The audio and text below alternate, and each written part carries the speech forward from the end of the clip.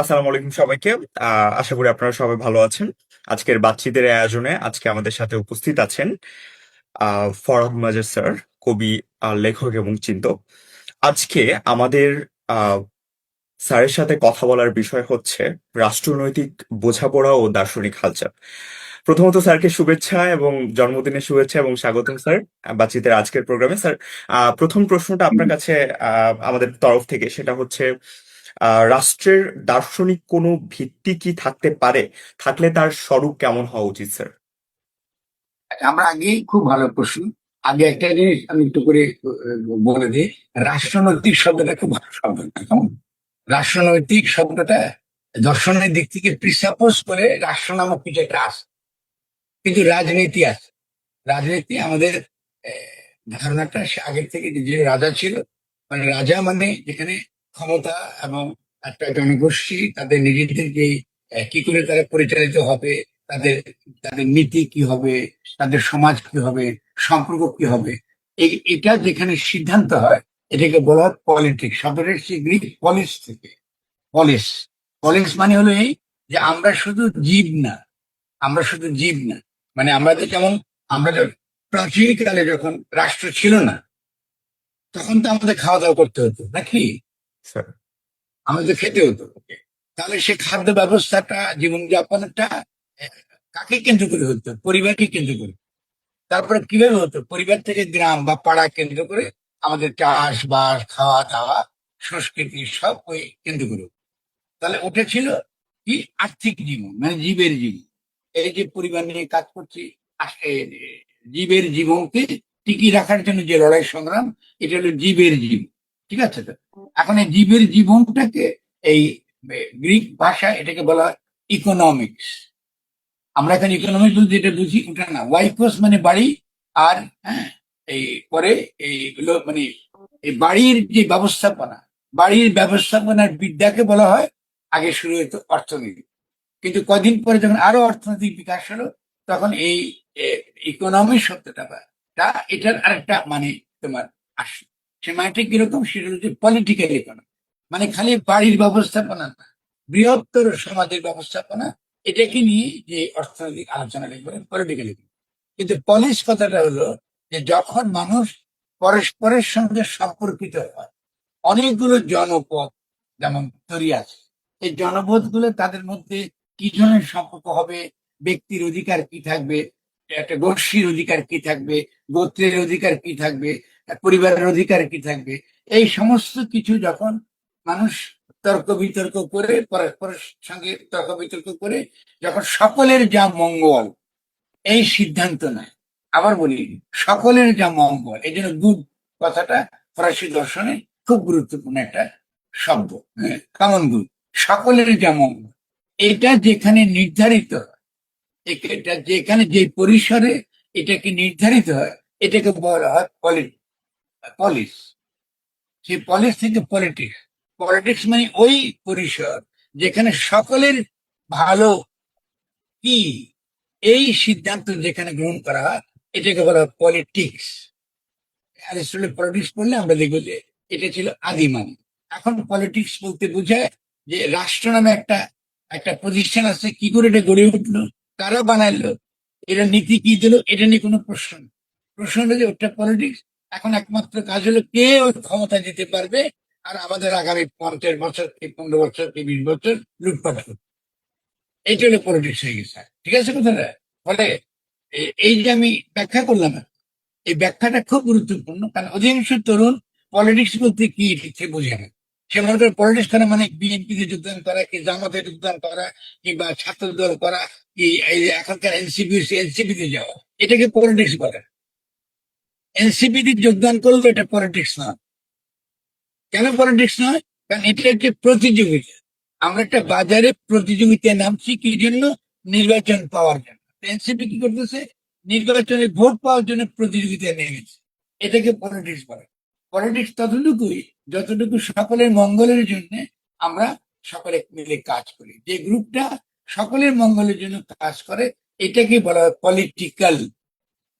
মানে রাজনৈতিক হয়ে ওঠে মানে হচ্ছে এই যে আজকে আমরা এই যে কথা বলতে বসছি, কেন আমি রাজি হয়েছি এই এই ধরনের ওয়েবিনারে? এই যে কথা বলছি, এটাকে বলে পলিটিক্স। বুঝা গেল কথা কি? স্যার ঠিক আছে। এই যে আর শুনছে না, আর কেউ কি শুনছে? আর কে স্যার, কে আছে? এখানে কেউ নাই স্যার, তবে হচ্ছে আমরা এটা ভিডিও আকারে প্রকাশ করবো স্যার। স্যার আমাদের তাহলে এটা খুব ফেসবুকে। গুরুত্ব। ঠিক আছে, অসুবিধা নেই। তাহলে আমাদের খুব গুরুত্বপূর্ণ বিষয় মানে পলিটিক্স কাকে বলে। অধিকাংশ তরুণ ছেলে বিভ্রান্ত হয়, কারণ সে দেখে যে আমি তো আওয়ামী লীগ ফ্যাসিস্ট দল, আমি তো ছাত্রলীগ করবো না, সে ছাত্রলীগ করতে চায় না, ঠিক আছে। তারা দেখে বিএনপি দুর্নীতি করছে, পরে সে সেই বিএনপি দুর্নীতি সে চাইবে না। এখন এনসিপি এসছে, দেশে এনসিপি দুর্নীতি, মানে তরুণরা কিন্তু পলিটিক্স হতাশ হয়ে যায়। এগুলো একটাও কিন্তু পলিটিক্স। ধরা যাক আমি যদি একটা কোম্পানি হতাম, তাহলে আমি কি করতাম? আমি একটা প্রোডাক্ট নিয়ে বাজারে যেতাম, বাজারে বিক্রি করার চেষ্টা করতাম। তো এরাও কিন্তু তাদের একটা বাজার মানে তাদের নিজেদের একটা দলকে বিক্রি করতে চাইতেছে জনগণের কাছে, যাতে ভোটে তারা ক্ষমতায় যেতে পারে, ক্ষমতায় গিয়ে তারা লুটপাট করতে পারে। এটাকে পলিটিক্স বলে। ফলে আমাদেরকে পলিটিক্স এর সংজ্ঞা ভেঙে ফেলতে হবে। পলিটিক্স মানে হলো সকলের জন্য যেটা মঙ্গল, এই চিন্তা যেখানে করা হয়, এই সকলের মঙ্গলের সিদ্ধান্ত যেখানে নেওয়া হয়, এটাকে বলা হয় পলিটিক্স। পলিটিক্স, ঠিক আছে তো? তাহলে এটা যখন আমরা বুঝবো, তাহলে পলিটিক্যাল পার্টি আমাদের এখনকার যে এই এই বাস্তবতা, হ্যাঁ, বিশ্ব বাস্তবতা, আমাদের দেশের যে বাস্তবতা, তাহলে এইটা আমরা এই বাস্তবতায় তাহলে পলিটিক্স কি হবে? প্রথম হবে এই যে আলোচনা করছি, আলোচনাকে ছড়িয়ে দেওয়া। এটা কিন্তু পলিটিক্যাল কেন? কারণ তরুণরা তখন আর ভয় পাবে না। তাদের কেউ যদি বলে যে এই তুই এনসিপি যোগদান কর, ও কিন্তু ভাববে তো এনসিপি যোগদান করে আমার জনগণে কি হবে, কি ভালোটা হবে, এটা বুঝে বলো। তুমি না ভোটে যাবা, তারপর তুমি যদি 2 কোটি টাকা লাগবে তোমার ভোটে, তোমার লাগবে 50 2 কোটি টাকা, তুমি যদি আজকে খরচ করো, তো তুমি আর 50 কোটি টাকা লুটপাট করবে ক্ষমতায় গিয়ে। তো তোমাকে তো আমি ভোট দিয়ে আমার কি লাভ? এই যখনই আমরা এটা পরিষ্কার বুঝবো যে মঙ্গল কোথায়, তখনই আমরা বুঝবো যে বাংলাদেশের এখনকার প্রধান পলিটিক্যাল কাজটা হচ্ছে কি, একটা নতুন রাষ্ট্র গঠন করা, যেখানে আমরা সকলে মিলে সুন্দরভাবে বাস করতে পারি, আমাদের ইকোনমিক ডেভেলপমেন্ট হয়, আমাদের প্রাণ প্রকৃতি পরিবেশ এটা রক্ষা হয়, এবং আমাদের কি হতে পারে, আমাদের শ্রমিকদের স্বার্থ রক্ষা হয়, কৃষকের স্বার্থ রক্ষা হয়, তাদের জীবন এবং জীবিকা যেন ধ্বংস না হয়। তাহলে এইরকম একটা রাষ্ট্র বানাবার জন্য আমাদের পরস্পরের সঙ্গে কথা বলা উচিত, এবং পরস্পরের সঙ্গে কথা বলার মধ্য দিয়ে সেই রাষ্ট্রকে কায়েম করবার জন্য আমাদেরকে লড়াই করা দরকার, আমাদের পরস্পরের সঙ্গে কথা বলা দরকার। যেমন ধরেন একটা খুব ছোট্ট উদাহরণ, গণ অভ্যুত্থান কি কোনো রাজনৈতিক দলের দ্বারা হয়েছে? কোনো রাজনৈতিক দল কিন্তু না, গণ অভ্যুত্থান নেতৃত্ব, কারা নেতৃত্ব দিচ্ছে? ছাত্র জনতা স্যার। জনগণ। জনগণ, ছাত্র তরুণরা ছিল, সৈনিকরা ছিল, জনগণ। যারাই মনে করেছে এটা নতুন রাষ্ট্র বানাবার দরকার পড়েছে, তারা সকলেই যেই ডাক দিয়েছে, যখনই তারা শক্তি পাইছে, তারা তাদের পেছনে গিয়ে দাঁড়িয়েছে। ফলে ছাত্র তরুণের নেতৃত্ব দিচ্ছে, ঠিক আছে, কিন্তু সেই নেতৃত্বটা আপনা আপনি আসে নাই, সমাজের মধ্যে এটা তৈরি ছিল যে আমাদের এই এখনকার যে রাষ্ট্র ব্যবস্থা, এই রাষ্ট্র ব্যবস্থা আমাদের কারো মঙ্গল নাই, ফলে এটাকে বদলাতে হবে। কিন্তু আমরা কি দেখলাম? আমরা 5 তারিখ দেখলাম যে গণ অভ্যুত্থান হয়েছে, কিন্তু 8 তারিখে আমরা দেখলাম একটা সাংবিধানিক প্রতিবিপ্লব হয়েছে, পুরনো রাষ্ট্র টিকিয়ে রাখা হয়েছে। অদ্ভুত ব্যাপার না? এতগুলো লোক মারা গেল, এতগুলো পঙ্গু ছেলে পড়ে আছে, আমরা আবার আগের রাষ্ট্রে ফিরে গেলাম। এটা কেন হয়েছে? কারণ পলিটিক্স সম্পর্কে আমাদের কোনো ধারণা নেই। ফলে গণ অভ্যুত্থান করার পরও, এত আত্মত্যাগের পরও আমরা রাষ্ট্র গঠনে, রাষ্ট্রকে নতুন করে যে বানাবো, এই রাষ্ট্র গঠনের চিন্তাটা হারাই গেল। হারাই গিয়ে তারা করলো কি, তারা আমাদেরকে নির্বাচন নির্বাচন নির্বাচন করা শুরু। তো সকলে যে ঠিকই তো নির্বাচন তো লাগবে, নির্বাচন তো লাগবে, কিন্তু নির্বাচন মানেই তো আবার ওই যে লুটেরা মাফিয়া শ্রেণী নির্বাচনের নামে আবার আমাদের উপর চেপে বসবে। আবার ইতিমধ্যে ওই পুরনো হাসিনার রাষ্ট্র কিন্তু ঠিকই আছে। এখন ঘটনাটা কি ঘটবে নির্বাচনে? হাসিনার রাষ্ট্র যেমন আছে তেমনি, আর যারা নির্বাচনে যাবে ওরা শুধু হাসিনা থাকবে না, আর সবকিছু থাকবে, এই ব্যবস্থা তারা করবে। তাহলে এই ব্যবস্থার বিরুদ্ধে তো আমাদেরকে অবশ্যই লড়াই করতে হবে। আমরা তো এটা চাইনি। এই যে আমি এই কথাগুলো বললাম, এটাকে বলে রাজনীতি। তাহলে রাজনীতি সমাজের সকলের মঙ্গলের জন্য, যে এখানে লোকে চিন্তা করে, কথা বলে, সিদ্ধান্ত আসে, এটাকে বলে রাজনীতি। ঠিক আছে। Thank you sir. আমাদের দ্বিতীয় প্রশ্নটা আপনার কাছে, যে আপনি দীর্ঘদিন ধরে গণসার্বভৌমত্বের আলাপ করছেন, এবং এই গণসার্বভৌমত্ব বাংলাদেশ রাষ্ট্রের সঙ্গে কতটুকু সঙ্গতিপূর্ণ, এবং প্রচলিত সার্বভৌমত্বের সাথে এর ফারাকের জায়গাটা আসলে কোথায় স্যার? এটা ছিল দ্বিতীয় প্রশ্ন। খুব ভালো। গণসার্বভৌমত্ব বুঝতে হলে রাষ্ট্রের চিন্তা মাথা থেকে বাদ দিতে হবে। জি স্যার। রাষ্ট্র আমি চোখে দেখছি, কিন্তু রাষ্ট্র কি করে উৎপত্তি হোক, এই রাষ্ট্র কি করে তৈরি হলো, এই রাষ্ট্র কি করে তৈরি হলো, এটাকে প্রশ্ন করার জন্য গণসার্বভৌমত্ব কথাটা আসতে হবে। গণসার্বভৌমত্ব কথাটা মানে কি? এই যে একটু আগে বললাম রাজনীতি কাকে বলে, কেমন এটা ব্যাখ্যা করি। এখন গণসার্বভৌমত্বটা যখন আমরা চিন্তা করি, তাহলে আমাদের চিন্তা করতে হবে যারা এই রাজনৈতিক পরিসর যেটা ব্যাখ্যা করলাম, সেখানে জনগণ যখন সিদ্ধান্ত গ্রহণ করে, সেই সিদ্ধান্তটা সে কি করে বাস্তবায়িত করে। ধরা যাক আমরা এখানে আমাদের রাষ্ট্রে আমরা 10-12 জন আছি, সকলের জন্য কি মঙ্গল এটা আমরা সকলে চিন্তা করলাম, একটা সিদ্ধান্ত নিই। সিদ্ধান্ত নিয়ে আমরা কি করলাম, আমরা এটাকে বাস্তবায়িত করি। তাহলে বাস্তবায়িত করতে গেলে ইতিমধ্যে তো একটা রাষ্ট্র আছে, আছে না? জি স্যার। একটা রাষ্ট্রটা আইন আছে, সংবিধান আছে, আদালত আছে, নির্বাহী ক্ষমতা আছে, ডিসি আছে, প্রশাসক আছে। তাহলে এরা তো আমার সামনে আছে। তাহলে এরা যদি আমার সামনে থাকে, আমি কি করে বাস্তবায়ন করব? তখন গণসার্বভৌমত্ব মানে হচ্ছে যারা এখন আছে এটাকে ভেঙে ফেলতে হবে, এটার দ্বারা চলবে না। কিন্তু আমরা ওই যে জনগণ এই সিদ্ধান্ত গ্রহণ করেছে নিজেরা, সেই সিদ্ধান্ত বাস্তবায়নের জন্য তারা নতুন রাষ্ট্র গঠনের একটা প্রক্রিয়া শুরু করবে।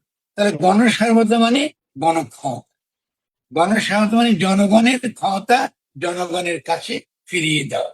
আমি আবারও বলি, খুব গুরুত্বপূর্ণ, জনগণের ক্ষমতা জনগণের কাছে ফিরিয়ে দেওয়া।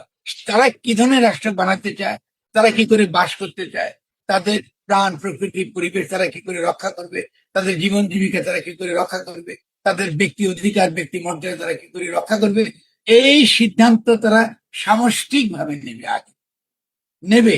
এবং নেওয়ার পরে এই রাষ্ট্রটা ভেঙে, একটা ভাঙা বাড়ি আর বাস করা যায় না, এটার মধ্যে কেউ থাকতে পারে না। সেই বাড়িটা ভেঙে দিয়ে তারা একটা নতুন বাড়ি বানাবে। যে বাড়ির ভিত্তি হবে কি, যে এমন একটা রাষ্ট্র যেখানে ব্যক্তির অধিকার ব্যক্তির মর্যাদা ক্ষুণ্ণ করা যাবে। ঠিক আছে? মানে আমাকে ইচ্ছা করে রাতে বেলায় সে ধরে নিয়ে যাবে, ইচ্ছা করে আমার বিরুদ্ধে মামলা করবে, এটা করা যাবে। আমি যদি অপরাধ করি, অপরাধের শাস্তি হবার একটা নিয়ম থাকবে, নিয়মতান্ত্রিক হয়ে হতে হবে। 2 নম্বর, প্রাণ প্রকৃতি পরিবেশ এবং বৈচিত্র্য। আমাদের সমাজে প্রাণ প্রকৃতি পরিবেশ এবং প্রাণ বৈচিত্র্য, এটাকে কি করতে হবে, এটাকে রক্ষা করতে হবে। প্রাণ বৈচিত্র্য মানে কি, আমাদের ধর্মীয় পার্থক্য, এটাও বৈচিত্র্য। আমি মুসলিম ঘরে জন্মগ্রহণ করেছি, ঠিক আছে, তাহলে আমার একটা চিন্তা আছে, সংস্কৃতি আছে, আচার আছে, আকিদা আছে। তেমনি একটা কেউ আছে সনাতন ধর্মাবলম্বী, তার একটা চিন্তা আছে, আচার আছে, আছে না? আবার অনেকে হতে পারে নাস্তিক, তার মানে তারা কে নাস্তিক মানে তাদেরকে জীবনে কোনো মূল্যবোধ নাই? অবশ্যই তাদের কিছু মূল্য। পরে তারা সকলে মিলে তো এই বাড়িতে বাস করে। আমি যখন একটা বাড়িতে বাস করি, আমাদের 5-7টা ছেলে মেয়ে, সকলে কি একরকম হয়? না স্যার। সকলে তো একরকম হয়। কিন্তু আমরা কি বলি যে এই ব্যাগটা তুই আজকে থেকে থাকতে পারবি না, বাইরে করে দিস। এই যে এই যে বের করে দেওয়াটা যায় না, তার যে অধিকার আছে, যদি সে ভুল চিন্তা করে, তাহলে তর্ক বিতর্কের মাধ্যমে তার ভুলটা শুধরিয়ে দেওয়া, এবং নিজেদের যদি ভুল থাকে সেই ভুলও তর্ক বিতর্কের মাধ্যমে শুধরিয়ে দেওয়া, এটাকে বলে রাষ্ট্র। এটা বুঝে গেল কথা? স্যার। এখন যেটা আমাদের এখন রাষ্ট্র নাই, ফলে এই রাষ্ট্র ভাঙতেই হবে। এটা আছে কি, আমাদের একটা লুটেরা মাফিয়া শ্রেণী আছে, তো এরা লুটপাট করবে। এরা লুটপাট করার জন্য রাষ্ট্র নামক একটা দানব বানায় রেখেছে। এখানে জনগণের কোনো অধিকার নেই। এখানে দিকে শাসন করে ডিসি নামক কিছু লোক, আমলারা শাসন করে। তো আমলাদের এত ক্ষমতা একটু অধিকার, আমলারা এত কিছু পায় কোথা থেকে, জনগণের ট্যাক্স থেকে। তাদের 3-4টা গাড়ি চালায়, তাদের সমস্ত সুযোগ সুবিধা পায়। এখন আবার তাদের বেতন বৃদ্ধির জন্য আন্দোলন চলছে। এটা তো হতে পারে না, এটা তো হতে পারে না। ঠিক আছে না? আমাদের রাষ্ট্রের যেটা সামর্থ্য, একটা পরিবারের যেটা সামর্থ্য, সেটাই তো আমরা সকলে মিলে আলোচনা করে আমরা ঠিক করে সিদ্ধান্ত নিই যে ঠিক আছে, আমরা পরিবারের সামর্থ্য, তাহলে কে কতটুকু পাবে, এটা যুক্তিসঙ্গত হতে হবে। কিন্তু এরাও কি করে, এটা এই টাকা লুটপাট তারা করে। এই টাকা লুটপাট যে তারা করতেছে, এই লুটপাটের তারা সঙ্গী, তাহলে আমরা তন্ত্রকেও আমাদেরকে কি করতে হবে? বাঁচাতে হবে। এটাকেও বাদ দিয়ে সত্যিকারের একটা গণতান্ত্রিক প্রশাসন গড়ে তুলতে হবে। তারা নতুন রাষ্ট্র বানাতে হবে, আর তো কোনো পথ নাই। ইতিমধ্যে আমরা ষড়যন্ত্র শুরু করেছি। আমরা দেখলাম না কি করছে, তারা তারা নিজেরা একটা ষড়যন্ত্র করতেছে। তারা ষড়যন্ত্র করে একটা একটা কূপ করার চেষ্টা করতেছে। আমরা খবর দেখতেছি। তাহলে এই যে চলতেছে এই ব্যাপার, এটা তো ডেঞ্জারাস। তাহলে এই আমলাতন্ত্র দিয়ে তো আমরা নতুন রাষ্ট্র বানাতে পারি। তাহলে নতুন রাষ্ট্র বানাতে হলে আমাদেরকে অবশ্যই জনগণের ক্ষমতা জনগণকে ফিরিয়ে দিতে হবে। Thank you sir. আমার কথা কি আমার কথা কি কঠিন লাগে? জি স্যার, বুঝতে পারছি। স্যার, তৃতীয় আমার প্রশ্নটা হচ্ছে যে রাজা বা রাষ্ট্রের সার্বভৌমত্ব থেকে যে জনগণের সার্বভৌমত্ব মানে থেকে জনগণের সার্বভৌমত্বের উত্তরণের মধ্য যে সময় কি ব্যবস্থা বা উপায়ে একটি রাষ্ট্র চলবে, এবং এর পদ্ধতি কি রূপে আমাদের সামনে উপস্থিত হবে? আচ্ছা, তোমার প্রশ্নের দুর্বলতা আমি বলি তোমাকে, তুমি বই পড়া প্রশ্ন, বই পড়া করবে না। আমি কিভাবে আলোচনা করছি সেখান থেকে প্রশ্ন করো। তুমি যে প্রশ্নটা করছো এটা খুব অনেক অনেক ডিপ লেভেলের প্রশ্ন। সেটা কেন বলি বুঝে বলি, যে প্রশ্ন করতে উত্তর দিচ্ছি। আমরা যেটাকে রাষ্ট্র বলি, এই রাষ্ট্র আধুনিক রাষ্ট্র, আধুনিক রাষ্ট্রটা গড়ে উঠেছে পাশ্চাত্যে, আমাদের দেশে। কেমন? এটা ইংল্যান্ডে, মার্কিন যুক্তরাষ্ট্রে, ইউরোপ। এই রাষ্ট্রটা হয়েছে খ্রিস্টীয় ধর্মতত্ত্বের ভেতর থেকে। মানে আধুনিক রাষ্ট্র মানেই খ্রিস্টীয় রাষ্ট্র। আমি আবারও বলি, খুব গুরুত্বপূর্ণ বিষয়। আধুনিক রাষ্ট্র মানেই খ্রিস্টীয় রাষ্ট্র, যেহেতু খ্রিস্টীয় ধর্মতত্ত্বের ভিত্তিতে এটা গড়ে ওঠে। ঠিক আছে না? যদি গড়ে উঠে থাকে তাহলে তো এই রাষ্ট্র তো, তার একটা ইতিহাস আছে। সেই ইতিহাসের মধ্যে কিরকম ইতিহাস ছিল? তারা বলতো, খ্রিস্ট ধর্ম যেটা বলে যে আল্লাহ সার্বভৌম, গড সভরেন। এখন এই সার্বভৌম আল্লাহ পরবর্তীকালে হয়ে গেছে গির্জার সার্বভৌম। মানে গির্জা যা বলবে এটাই আইন। জি স্যার। সার্বভৌম কথাটা বুঝতে পারছো? মানে যে সবকিছুর ঊর্ধ্বে, আইনের ঊর্ধ্বে, তাকে সে কোনো আইনের অধীনে না। সে খালি আদেশ করে আর অন্যদের আইন দেয়। বুঝে গেল এটা? সার্বভৌম মানে যে নিজে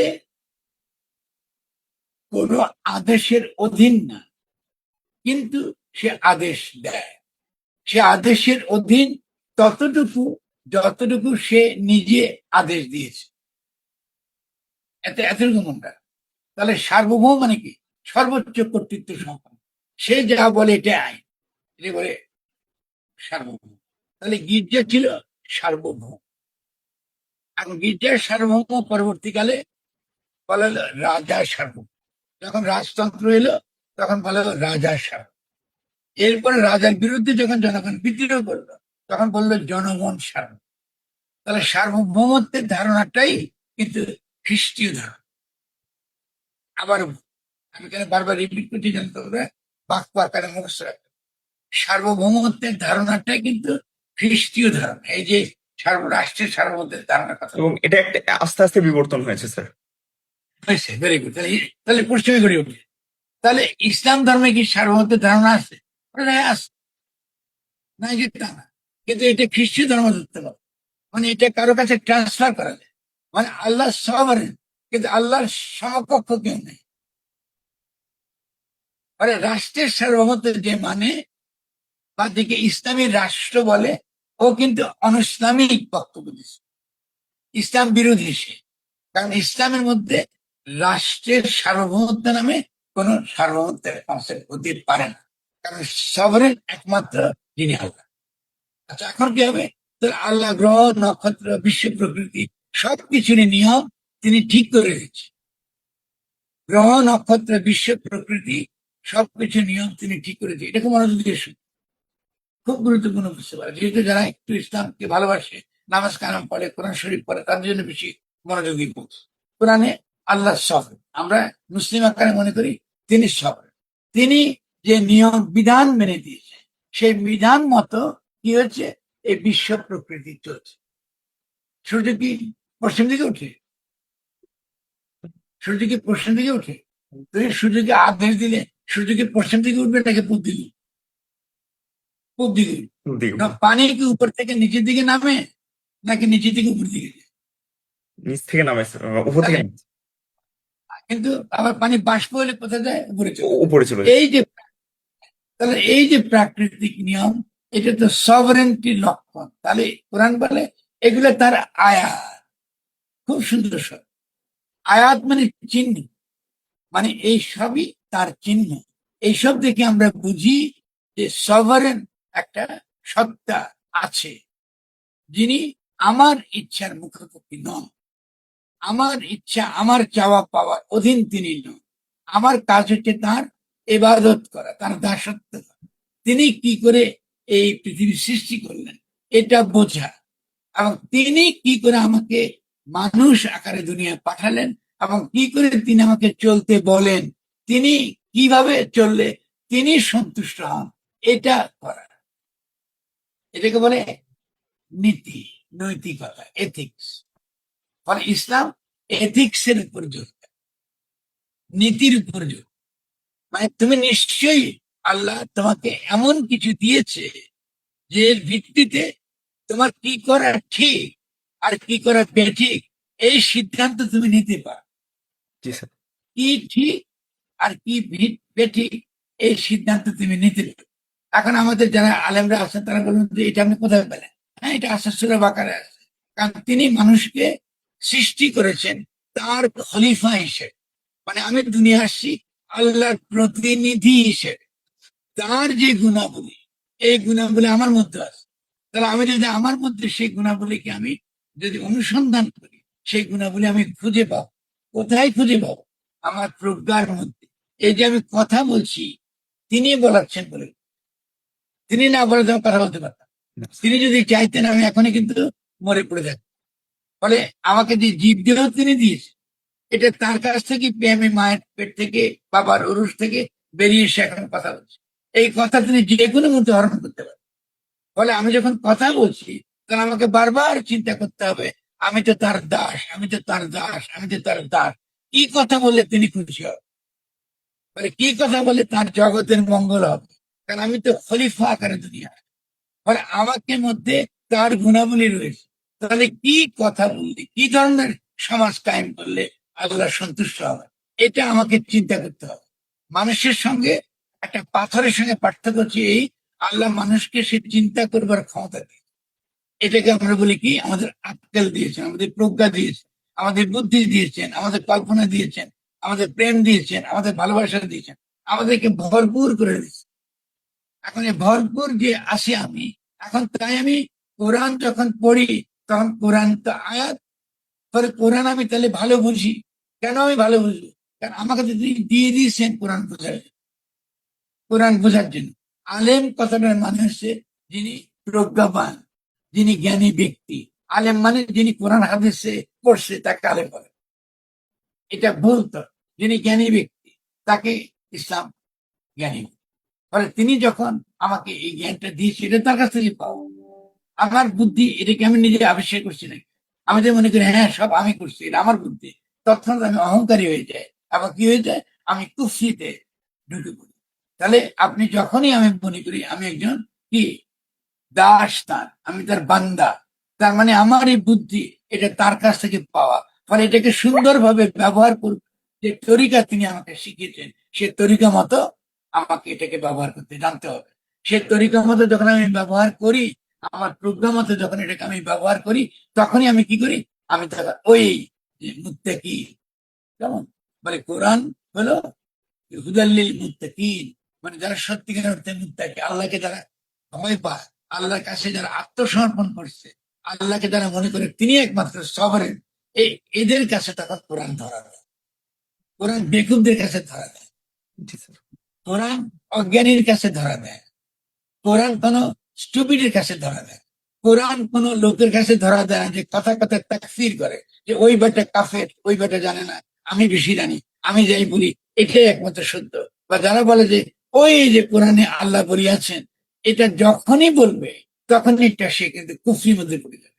আল্লাহ কোরআনে কি বলেছে না বলেছে এটা একমাত্র যিনি বলবার একমাত্র যিনি বলতে পারতেন তার নাম হচ্ছে মোহাম্মদ রাসূলুল্লাহ। তিনি রিসালাত প্রাপ্ত, আমি রিসালাত প্রাপ্ত নই। ফলে আল্লাহ কি বলতে চেয়েছেন কোরআনে এটা বোঝার ক্ষমতা আমার নাই। আমি ততটুকু বুঝতে পারি যতটুকু জ্ঞান আল্লাহ আমাকে দিয়েছেন। আমি কি বলতে পারি? আমি বলতে পারি আমি কোরআন পড়ে আমি এটা বুঝছি, আমি ফরাদ মাজার, আমি কোরআন পড়ে এটা বুঝছি। যদি তোমাদের বুদ্ধির কাছে, তোমার প্রজ্ঞার কাছে এটা গ্রহণযোগ্য মনে হয়, তোমরা গ্রহণ করবা। আর আমি যদি ভুল করি আমাকে শুধরে নেবে। এই যে বিনয়টা, এই যে বিনয়, এইটাই হলো আমার নবীর সুন্নাত। তিনি এই বিনয় করতে শিখেছেন। জ্ঞানের অহংকার, ভয়ঙ্কর অহংকার, জ্ঞানের অহংকার দিয়ে আমরা কখনো কিছু করতে পারি না। দেখেন, এই জন্য তিনি যুগে যুগে বড় বড় অলি আউলিয়া রসুলদের পাঠিয়েছেন, যারা উম্মি, যারা নিরক্ষর, যারা পড়তে পারত না।